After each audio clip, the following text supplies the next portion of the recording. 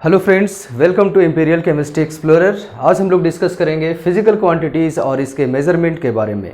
तो सबसे पहले हम लोग देखते हैं फिजिकल क्वांटिटीज़ क्या होता है।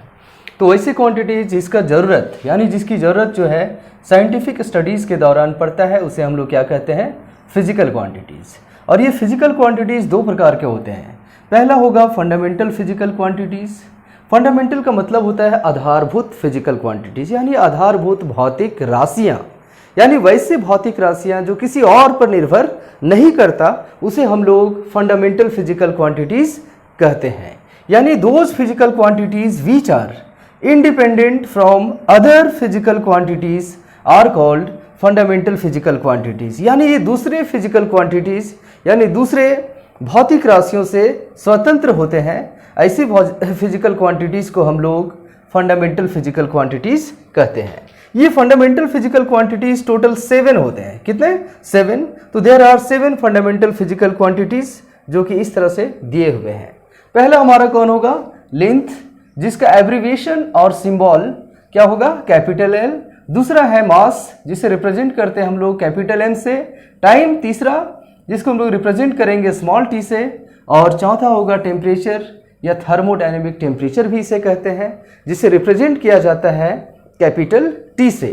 और पांचवा नंबर है हमारा इलेक्ट्रिक करंट, जिसे रिप्रेजेंट किया जाता है कैपिटल आई से। और छठा होगा amount of substance which is, जिसे रिप्रेजेंट करते हैं हम लोग स्मॉल एन से। And 7 and last one is luminous intensity, जिसे आई न्यू से रिप्रेजेंट किया जाता है। तो एक बार फिर से देखते हैं, फंडामेंटल फिजिकल क्वांटिटीज यानी आधारभूत फिजिकल क्वांटिटीज, आधारभूत भौतिक राशियां, वैसे भौतिक राशियां जो किसी और पर निर्भर नहीं करता या दूसरे से स्वतंत्र होते हैं, उसे हम लोग फंडामेंटल फिजिकल क्वांटिटीज कहते हैं। यानी those physical quantities which are independent from other physical quantities are called fundamental physical quantities. There are 7 fundamental physical quantities as given below. तो कुल मिलाकर के 7 fundamental physical quantities होते हैं जो इस प्रकार से दिया गया है। पहला है लेंथ, दूसरा मास, तीसरा टाइम, चौथा टेम्परेचर, पांचवा इलेक्ट्रिक करंट, छठा अमाउंट ऑफ सब्सटेंस और सातवां ल्यूमिनस इंटेंसिटी। लेंथ को हम लोग रिप्रेजेंट करते हैं कैपिटल एल से, मास को कैपिटल एम से, टाइम को स्मॉल टी से और टेम्परेचर को कैपिटल टी से, इलेक्ट्रिक करंट को कैपिटल आई से और अमाउंट ऑफ सब्सटेंस को स्मॉल एन से। और सातवां है ल्यूमिनस इंटेंसिटी, जिसे हम लोग रिप्रेजेंट करते हैं आई न्यू से। दूसरा हम लोग देखते हैं डिराइव्ड फिजिकल क्वांटिटीज, यानी वैसे फिजिकल क्वांटिटीज जो या तो प्रत्यक्ष रूप से या अप्रत्यक्ष रूप से इन फंडामेंटल फिजिकल क्वांटिटीज पर निर्भर करते हैं, उसे हम लोग डिराइव्ड फिजिकल क्वांटिटीज कहते हैं। यानी those physical quantities which either directly और indirectly depend upon fundamental physical quantities are called derived physical quantities. इसके कुछ एग्जांपल हम लोग देखते हैं।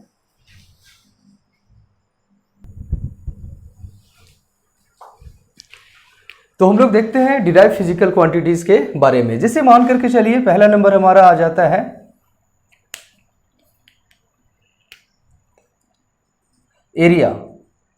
एरिया यानी क्षेत्रफल इक्वल टू क्या होता है? Length into breadth.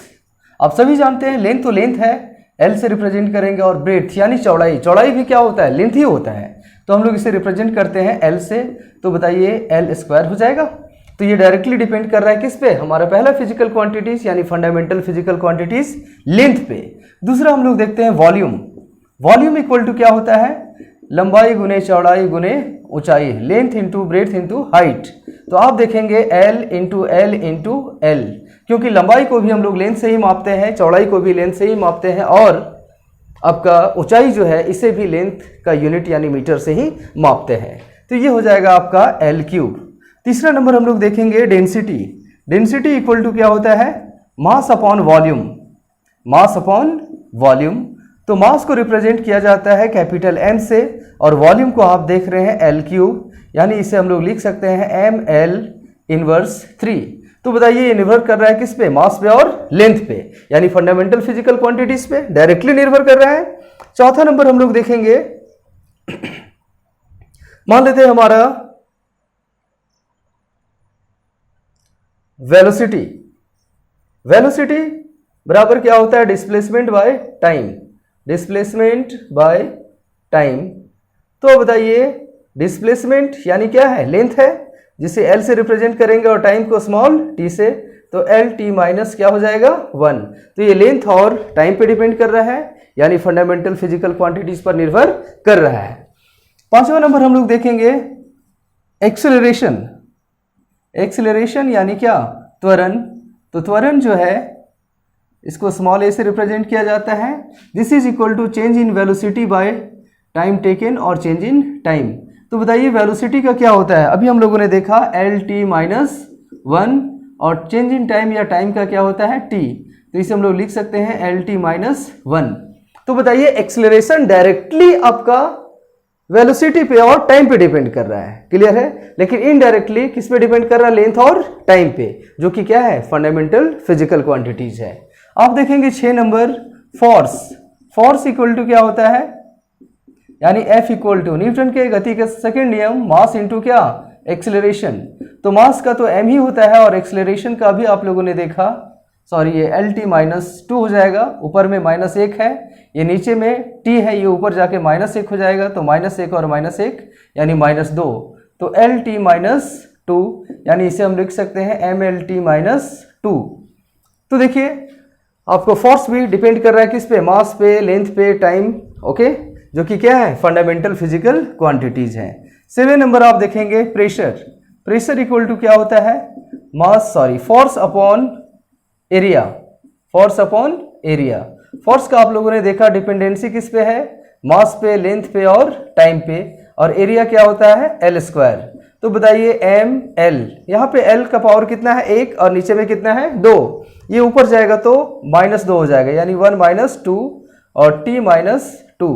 तो बताइए एम एल पर कितना बचेगा -1 और t -2।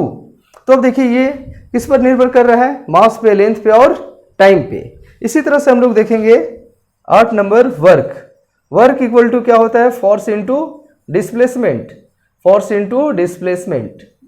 तो फोर्स का तो अभी हम लोगों ने देख ही लिया, और डिस्प्लेसमेंट क्या है लेंथ। फोर्स इक्वल टू क्या था एम एल टी -2 और डिस्प्लेसमेंट क्या होता है L, यानी एम एल पावर 2 टी पर पावर -2।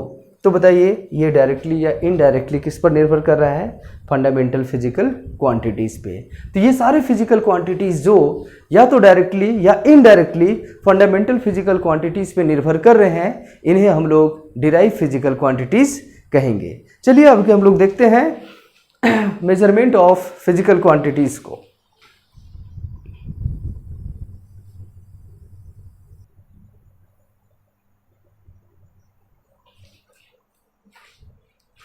तो मेजरमेंट में हम लोग देखेंगे किसी भी भौतिक राशि को अगर हम मेजर करते हैं, जैसे मान करके चलिए आप बाजार जाते हैं तो दुकानदार से कहते होंगे कि भाई मुझे 1 kg टमाटर दे दो, तो 1 के साथ आप kg जरूर लगाते हैं। तो यहाँ पे 2 टर्म हो गया, 1 और kg। तो टमाटर का अमाउंट को एक्सप्रेस करने के लिए आपको 2 टर्म का इस्तेमाल करना पड़ रहा है, एक न्यूमेरिकल वैल्यू जैसे 1 2 3 4 5, और दूसरा उसके साथ यूनिट को भी चिपकाना पड़ता है। तो किसी भी फिजिकल क्वांटिटीज के मीनिंगफुल अमाउंट को आप अगर एक्सप्रेस करना चाहते हैं, व्यक्त करना चाहते हैं, तो आपको 2 टर्म का इस्तेमाल करना पड़ेगा। एक होगा न्यूमेरिकल वैल्यू और दूसरा होगा उसका यूनिट। यानी ए meaningful amount of any physical quantities consist of 2 terms. एक होगा आपका न्यूमेरिकल वैल्यू और दूसरा क्या होगा यूनिट। न्यूमेरिकल वैल्यू 1 2 3 4 5 कुछ भी हो सकता है, और यूनिट उसका या तो केजी, ग्राम, लीटर, मिलीलीटर, एनीथिंग्स, जो कि हम लोग अभी देखेंगे। तो सबसे पहले हम लोग एग्जांपल में देखते हैं 2 kg ऑफ शुगर। ये शुगर तो चीनी है, और चीनी के अमाउंट को एक्सप्रेस किया गया किसी से 2 kg से। तो 2 यहां पर क्या है न्यूमेरिकल वैल्यू है, ये यहां पर न्यूमेरिकल वैल्यू है, और आपका केजी जो है वो यूनिट है किसका, मास का। ठीक है, तो हम लोग देखते हैं पहला हमारा होगा टर्म न्यूमेरिकल वैल्यू। क्या होगा न्यूमेरिकल वैल्यू। न्यूमेरिकल वैल्यू तो कभी कभी क्या होता है कि न्यूमेरिकल वैल्यू कभी बहुत कम हो जाता है तो कभी बहुत ज्यादा होता है। जैसे मान करके चलिए, अब जरा सोचिए कि हमारे पास एवोगाड्रो नंबर के बराबर कोई पार्टिकल है। जैसे मान लेते हैं एवोगाड्रो नंबर का मतलब क्या 6.022 इंटू 10⁻23। क्लियर है। तो आप देखिए अगर हम इसे पूरा का पूरा लिखेंगे तो हमें कैसे लिखना पड़ेगा, 6 पॉइंट को हटा दीजिए 022, उसके बाद यहाँ पर जो है 3 तो लग गया, 20 और 0 लगा दीजिए। ये थोड़ा क्या हो जाएगा, लेंदी हो जाता है। इसलिए हम लोग क्या करते हैं कि कुछ टर्म को, बड़ी टर्म को या छोटे टर्म को हम लोग एक प्रीफिक्स से एक्सप्रेस करते हैं, जो इस प्रकार से दिया गया है। तो हम लोग देखेंगे, जैसे एक और एग्जांपल आपके सामने रखता हूं। आप मेमोरी कार्ड खरीदते होंगे, आज के टाइम में मेमोरी कार्ड सभी के मोबाइल में होगा, चाहे वो इंटरनल हो या फिर एक्सटर्नल हो, ठीक है। तो आप देखते होंगे कि मेमोरी का जो स्टोरेज टेंडेंसी है उसे हम लोग बाइट से मेजर करते हैं, बाइट। लेकिन हमारा जो मोबाइल है वो क्या बताता है, जीबी, गीगाबाइट, गीगाबाइट। जैसे मान करके चलिए आपके पास 464 का मोबाइल है, यानी उसका इंटरनल जो है वो 64 जीबी का है। 64 जीबी का मतलब है 64 तो है ही, लेकिन जी और क्या है लगा हुआ है, बी। यूनिट यहां पर क्या है, बी है, यानी बाइट है, और जी क्या है, प्रीफिक्स है। ये जो है इसके वैल्यू को आसानी से एक्सप्लेन करता है। जी का मीनिंग होता है 10 का पावर 9। अगर मान करके चलिए, अगर ये गीगा यानी जी का इस्तेमाल ना होता तो आप दुकानदार से क्या बोलते कि भाई 64 गुने 10 का पावर 9 बाइट का मेमोरी कार्ड दो। थोड़ा लेंदी लग रहा है। इसीलिए ये बड़े नंबर को या फिर बहुत छोटे नंबर को, जैसे मान करके चलिए हम लोग क्या बोलते हैं कि एटम का साइज जो है एंगस्ट्रम के ऑर्डर का होता है। तो एंगस्ट्रम हम लोग किसको बोल रहे हैं, 10 का पावर -10 को। अगर इस शब्द का नाम एंगस्ट्रम नहीं होता तो हम क्या बोलते हैं, 10 का पावर -10। थोड़ा लेंदी लग रहा है। तो ये हो गया आपका छोटे नंबर का प्रीफिक्स, और ये हो गया आपका बड़े नंबर का प्रीफिक्स। तो बहुत छोटे या बहुत बड़े नंबर को एक्सप्रेस करने के लिए हम लोग प्रीफिक्सेस का इस्तेमाल करते हैं, जो इस प्रकार से है। चलिए देखते हैं। टू एक्सप्रेस वेरी स्मॉल और very large numerical values,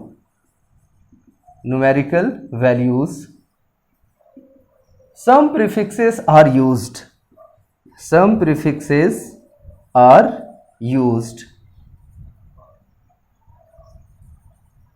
as given below, जो इस तरह से दिए हुए हैं। चलिए हम लोग देखते हैं। यहां पर प्रीफिक्स जो है वो कुछ इस तरह से है। मान लेते हैं हमारा प्रीफिक्सेस है, ये न्यूमेरिकल वैल्यू है और ये उसका सिंबल है। तो चलिए देखिए प्रीफिक्सेस में क्या क्या आता है वो जरा हम लोग देख लेते हैं। सबसे पहले न्यूमेरिकल वैल्यू, मान लेते हैं हमारा न्यूमेरिकल वैल्यू जो है वो हमारा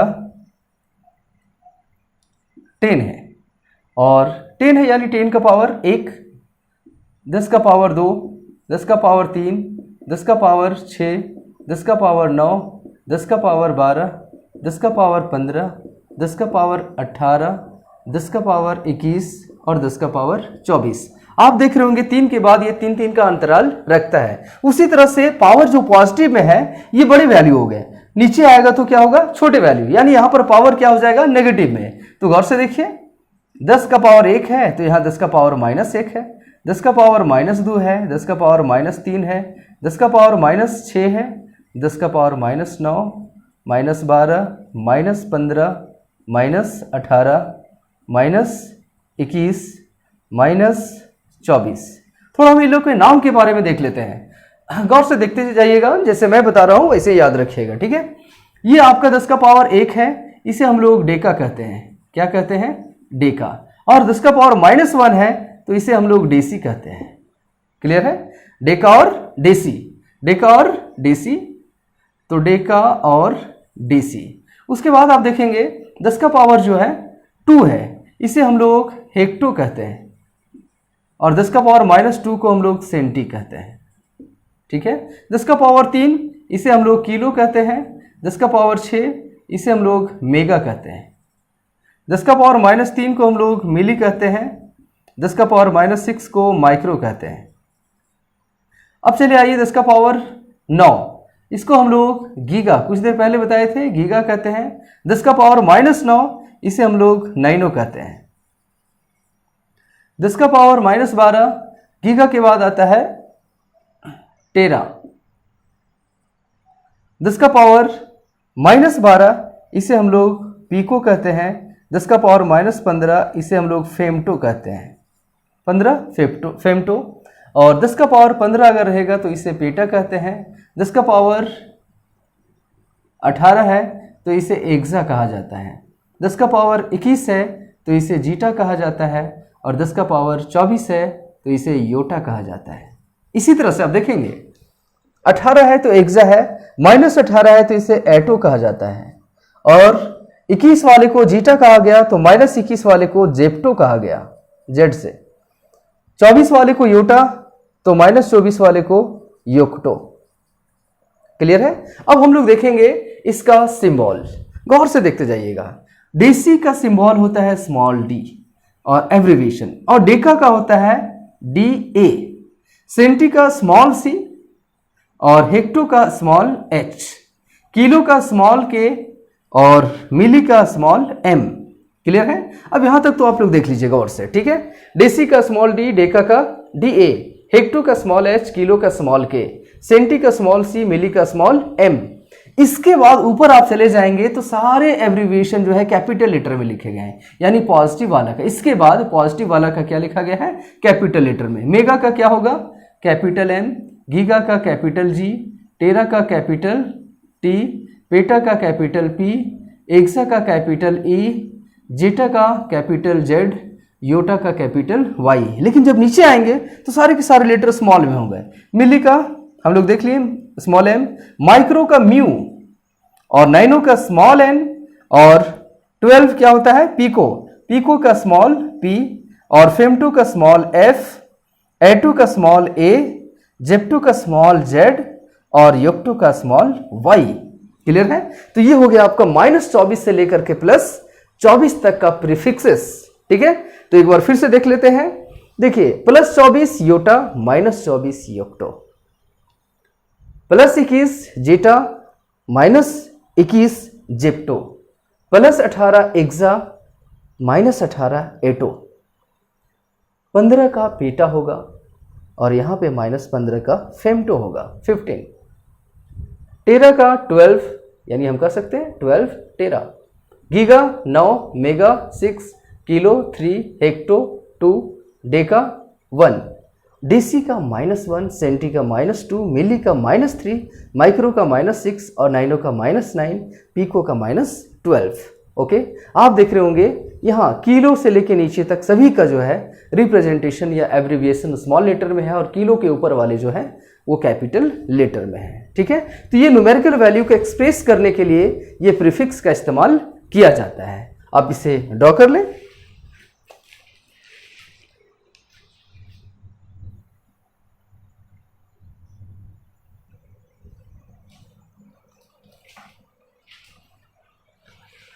तो सेकेंड टर्म हमारा होगा यूनिट्स। यूनिट्स क्या होता है? Standard of references taken for the measurement of physical quantities are called unit. यानी हर वो स्टैंडर्ड रेफरेंस जो फिजिकल क्वांटिटीज के मेजरमेंट के लिए लिया गया है उसे हम लोग क्या कहते हैं? यूनिट कहते हैं। जैसे एक आम तौर पे मैं आप लोग को एग्जांपल बताता हूं, अगर आप ग्रामीण परिवेश से हैं तो जानते होंगे। मान करके चलिए आप अभी शहर में आए हैं पढ़ने के लिए, घर में खाना बनाते थे, आज यहाँ पर आप लोग लॉज में खाना बना रहे हैं, तो क्या करते हैं? अगर मान के चलिए आप 2 लोग साथ में रहते हैं तो खाना यानी चावल अगर बनाना है तो चावल को कैसे मापते हैं? गिलास से।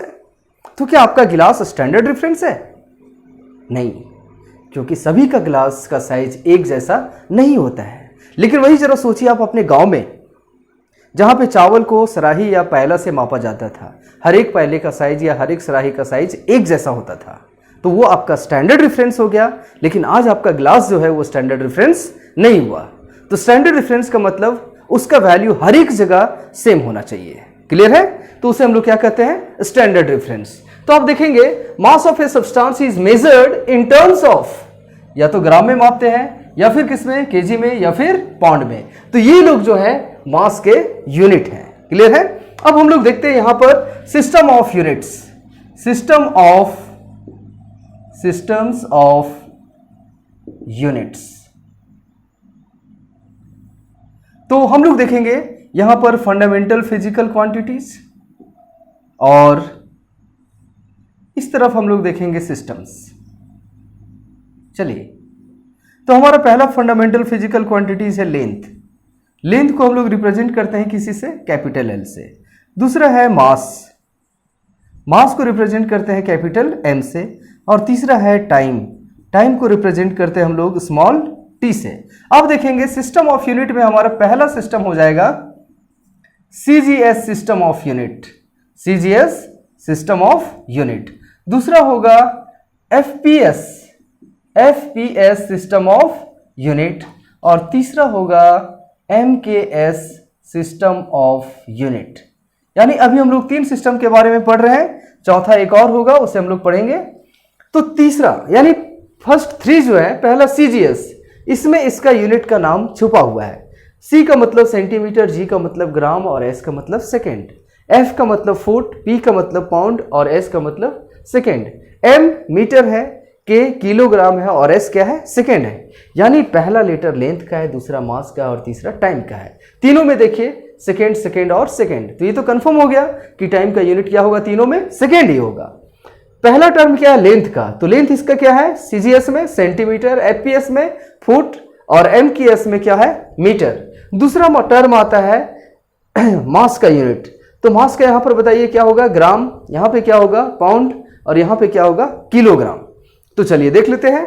लेंथ का यूनिट सीजीएस में क्या होगा, सेंटीमीटर, सेंटीमीटर, जिसे हम लोग स्मॉल सी और एम से रिप्रेजेंट करते हैं। लेंथ का यूनिट एफपीएस में क्या होगा, फुट, है ना, जिसे हम लोग एफटी से रिप्रेजेंट करते हैं, हम लोग एफटी से रिप्रेजेंट करते हैं। और यहां पे आप देखेंगे लेंथ का यूनिट एमकेएस में क्या होगा, मीटर, और मीटर को हम लोग स्मॉल एम से रिप्रेजेंट करते हैं।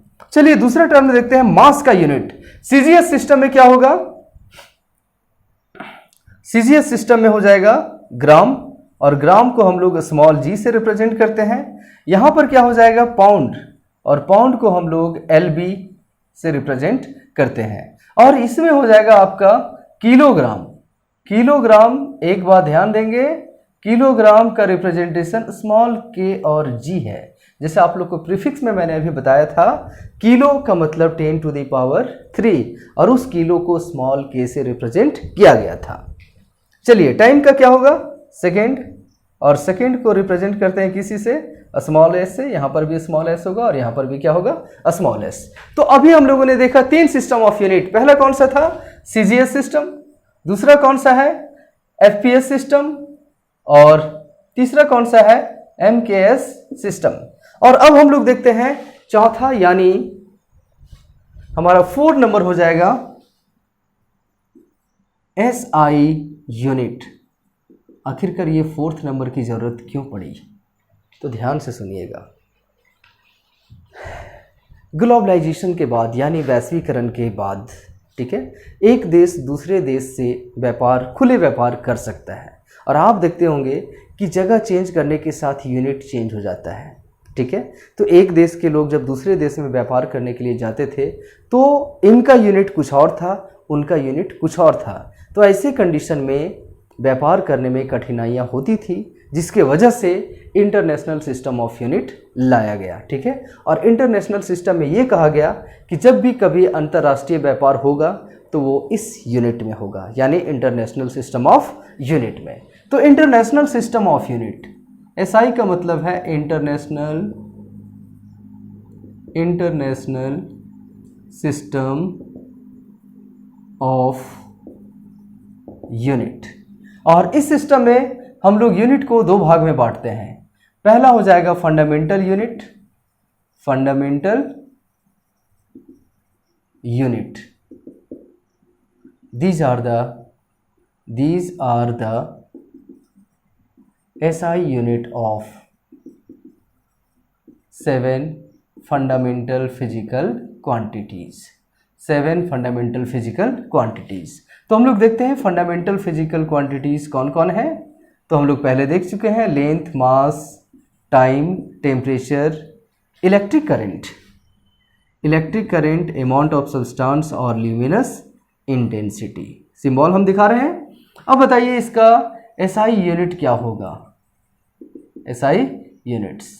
तो आप बताइए लेंथ का क्या हो जाएगा, मीटर, मास का क्या होगा, किलोग्राम, और टाइम का क्या, सेकेंड, टेम्परेचर का केल्विन, इलेक्ट्रिक करंट का एम्पियर, अमाउंट ऑफ सब्सटेंस का मोल, और ल्यूमिनस इंटेंसिटी का कैंडेला। रिप्रेजेंटेशन यानी सिंबल हम लोग देख लेते हैं साथ ही साथ। तो मीटर का स्मॉल m, किलोग्राम का स्मॉल kg, सेकेंड का स्मॉल s, केल्विन का कैपिटल K, एम्पियर का कैपिटल A, मोल का MOL और कैंडेला का CD। एक बात आप लोगों को मैं बता देना चाहता हूँ, यहाँ पे आप देख रहे होंगे एम्पियर को हम लोगों ने स्मॉल a से लिखा है। एम्पियर एक साइंटिस्ट का नाम है, और जब साइंटिस्ट का नाम को नाम के रूप में लिखेंगे तो कैपिटल लेटर से लिखेंगे, लेकिन जब उस साइंटिस्ट का नाम को यूनिट में इस्तेमाल हो तो हम लोग उसका नाम फिर स्मॉल लेटर से लिखते हैं, लेकिन उसका सिंबल क्या होगा? Capital letters. क्लियर है? तो बताइए फंडामेंटल यूनिट क्या है? तो ये जो है हमारे 7 फंडामेंटल फिजिकल क्वांटिटीज के यूनिट हैं। तो 7 फंडामेंटल फिजिकल क्वांटिटीज क्या है?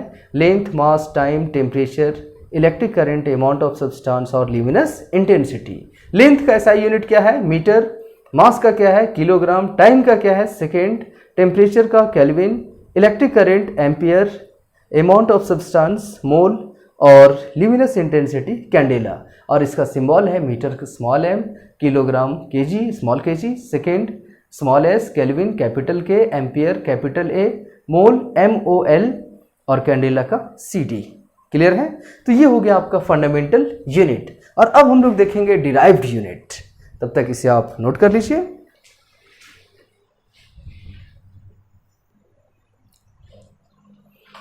तो सेकेंड है हमारा डिराइव्ड यूनिट्स। ये यूनिट जो है हमारे डिराइव्ड फिजिकल क्वांटिटीज के यूनिट हैं, ठीक है, और ये निर्भर करते हैं फंडामेंटल यूनिट्स पे। जैसे मान करके चलते हैं हम लोग एरिया। एरिया बराबर क्या होता है? लंबाई गुने चौड़ाई। तो बताइए इसका SI यूनिट क्या हो जाएगा? SI यूनिट लंबाई का भी मीटर होता है और चौड़ाई का भी क्या होता है? मीटर। तो क्या होगा? Metre square. दूसरा आप देखेंगे वॉल्यूम। वॉल्यूम का SI यूनिट क्या होगा? वॉल्यूम इक्वल टू लंबाई गुने चौड़ाई गुने क्या होता है? ऊंचाई। तो अब बताइए इसका यूनिट क्या होगा? लेंथ का मीटर और ब्रेथ का भी मीटर और हाइट का भी मीटर। तो ये हो जाएगा आपका मीटर क्यूब। थर्ड में हम लोग देखेंगे डेंसिटी। डेंसिटी इक्वल टू क्या होता है? मास अपॉन वॉल्यूम। मास अपॉन वॉल्यूम। तो आप देख रहे होंगे मास का SI यूनिट क्या होता है? किलोग्राम।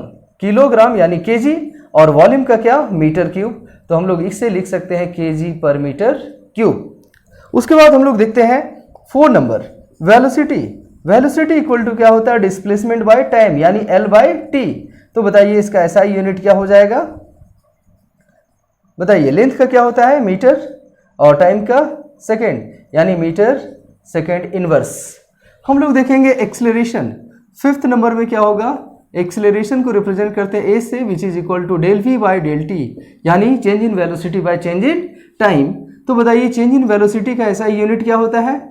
अभी हम लोगों ने देखा SI यूनिट इसका वेलोसिटी का मीटर सेकेंड इनवर्स, और चेंज इन टाइम का क्या होगा? सेकेंड, यानी मीटर प्रति सेकेंड स्क्वायर या metre second inverse 2।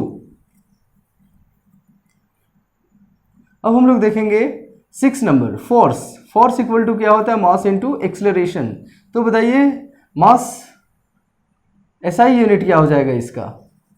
SI unit mass का क्या होता है? kg, और एक्सेलरेशन का आप लोगों ने देखा मीटर प्रति सेकेंड स्क्वायर यानी kg मीटर पर सेकेंड स्क्वायर, और इसे हम लोग न्यूटन भी कहते हैं। आप लोग को एक बात मैंने बताया था कि जब भी कोई साइंटिस्ट का नाम यूनिट के रूप में इस्तेमाल हो तो उसका नाम का पहला लेटर हम लोग क्या लिखते हैं? स्मॉल लेटर से, लेकिन इसका रिप्रेजेंटेशन क्या होगा? Capital N। 7 नंबर में आप देखेंगे यहाँ पे प्रेशर। तो प्रेशर इक्वल टू क्या होता है? Force per unit area. Force per unit area. तो अब बताइए SI यूनिट क्या हो जाएगा? बताइए फोर्स का क्या होता है? kg मीटर पर सेकेंड स्क्वायर, और एरिया का क्या होता है? Metre square. तो बताइए इसे सॉल्व करके मीटर स्क्वायर ऊपर जाएगा तो क्या होगा? पावर -2। तो पावर 1 पहले से और -2 हो जाएगा। तो अब कितना बचेगा? kg पर मीटर पर सेकेंड स्क्वायर। अब बताइए हम लोग इसके अनुसार से क्या कह सकते हैं इसको?